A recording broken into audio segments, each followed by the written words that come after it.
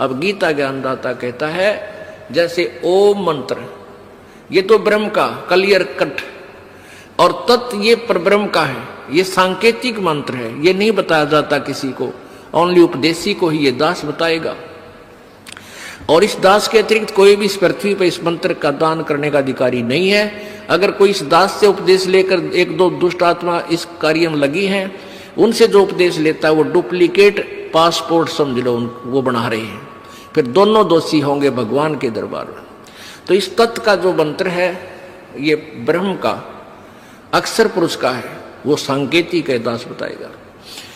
और सत जो है वो सार नाम है, ये दास बताएगा, वो पूर्ण ब्रह्म परम अक्षर ब्रह्म का मंत्र है। इन तीनों मंत्रों के जाप की कमाई के बल से, भक्ति के बल से हम सतलोक जाएंगे। सत्संग जी, परमात्मा ने 26 से 28 मार्च 2010 सतलोक आश्रम बरवाला में ये सत्संग सुनाया था।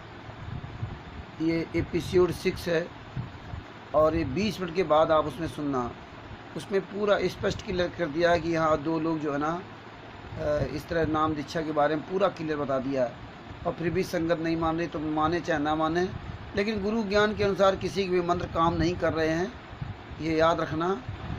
सच साहेब जय हो बंदी छोड़ की। परमेश्वर ने कहा जान बूझ साची तजय करे झूठे से ने, ताकि संगत है प्रभु सपनों में न दे। अनजाने वाली गलती माफ़ होती है और जान कर जो गलती कर रहे हैं उनकी गलती की माफ़ी नहीं है परमेश्वर ज्ञान के अनुसार। बात बाकी जिसकी जो मर्जी है वो करे। सच साहेब जय हो बंदी छोड़ की।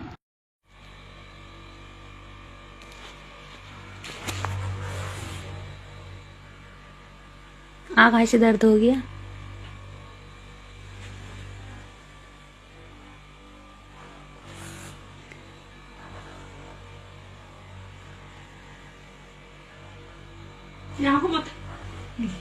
मत करना, बस कमर में।